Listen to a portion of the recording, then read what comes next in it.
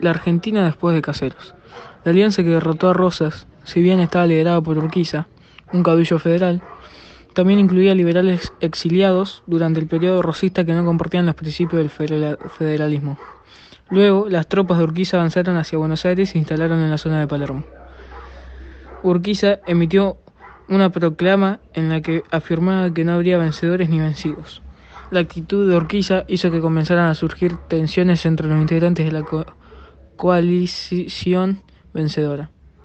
En Buenos Aires, los opositores a Urquiza compartían la ideología liberal.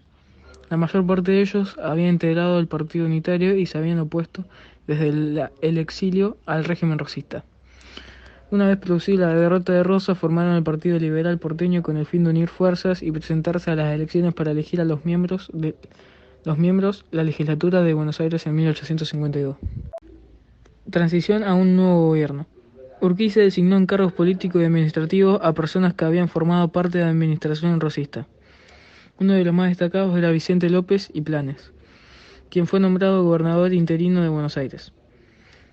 La compleja situación política en Buenos Aires convenció a Urquiza de la necesidad de convocar a todos los gobernadores provinciales para consolidar su posición y avanzar en la realización de un Congreso Constituyente.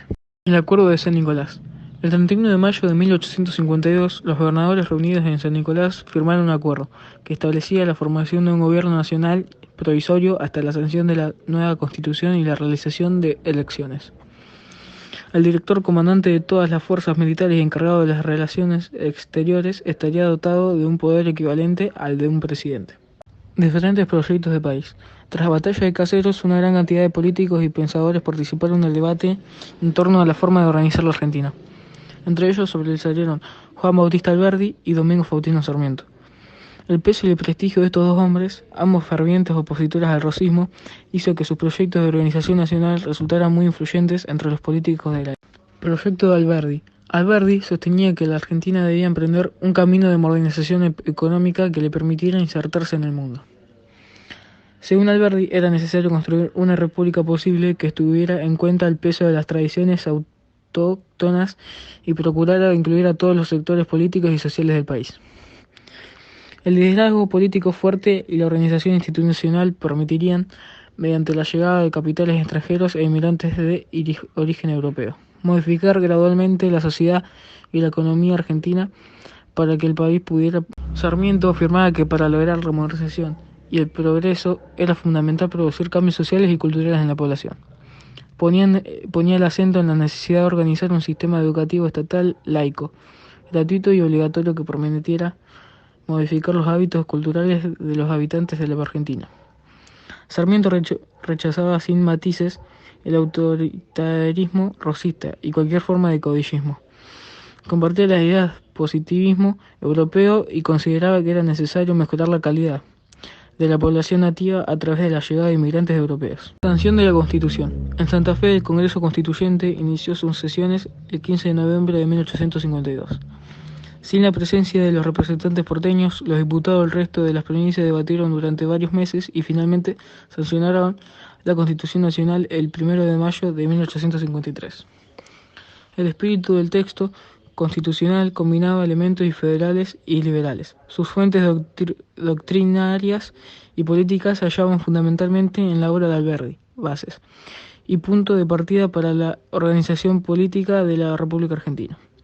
La Constitución consagró un sistema presidencialista, una organización federal del Estado e incluyó artículos que aseguraban los derechos y las garantías individuales. División del país. A comienzos de 1854 se llevaron a cabo las primeras elecciones presidenciales de la Confederación. El triunfo le correspondió a la fórmula integrada por Urquiza y Salvador María del Carril, quienes asumieron como presidente y vicepresidente. Además, se realizaron elecciones legislativas para integrar las dos cámaras de Congreso, que designó a la ciudad del Paraná como capital provisional de la Confederación. Aunque habían jurado la Constitución, los caudillos provinciales siguieron enfrentándose en conflictos permanentes que lo ponían al borde de la guerra civil. Por eso, Urquiza debió hacer grandes esfuerzos para mantener la unión de las provincias. Por su parte, Buenos Aires también sancionó una constitución provincial. En ella se declaraba como Estado soberano y logró el reconocimiento de importantes potencias extranjeras. Confederación Argentina. La Confederación atravesaba numerosos problemas económicos, ya que no contaba con los recursos de la aduana de Buenos Aires. Además, no logró conformar un ejército nacional y se mantuvieron las milicias provinciales. Durante la gestión de Urquiza se realizaron algunas reformas. Se estimuló la llegada de inmigrantes extranjeros, quienes se establecieron en colonias agrícolas en Santa Fe y Entre Ríos. Se fomentó la cría de ganado ovino y se establecieron acuerdos económicos con otros países. Relaciones entre ambos estados. Con el fin de mantener un vínculo pacífico, entre 1854 y 1855, la Confederación y Buenos Aires firmaron diversos acuerdos, llamados pactos de convivencia. Con el objetivo de mejorar la situación económica de la Confederación, en 1856 Urquiza impulsó la sanción de la Ley de Derechos Diferenciales. La ley grababa con impuestos los productos que llegaran a la Confederación procedentes de Buenos Aires.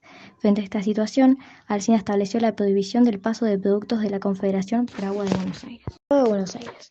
Buenos Aires disfrutó de una próspera situación económica, gracias a la exportación de productos agrícolas y ganaderos. La provincia empleó estos recursos en la modernización de la ciudad, como el tendido de vías férreas y la mejora de las instalaciones portuarias. En el plano político se fueron conformando dos tendencias.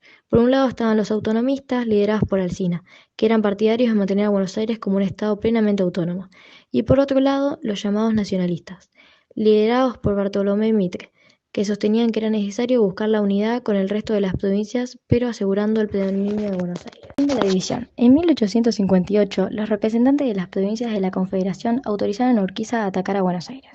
El enfrentamiento tuvo lugar el 23 de octubre de 1859 en Cepeda, donde el ejército de Urquiza venció a las tropas porteñas.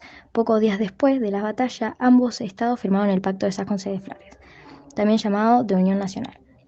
En 1860, a pesar de la firma del pacto, el enfrentamiento entre ambos estados reapareció muy pronto.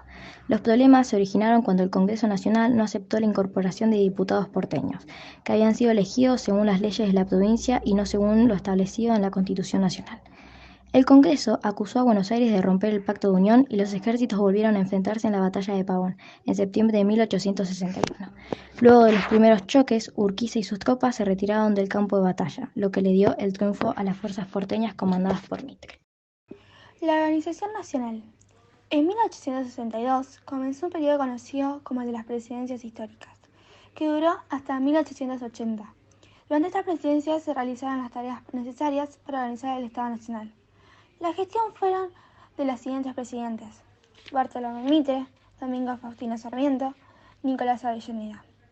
Para este proceso se necesitaba insertar a la Argentina en la economía internacional como un país productor de materias primas. Para eso necesitaban atraer capitales y manos de obra, realizar obras de infraestructura y comunicaciones, redactar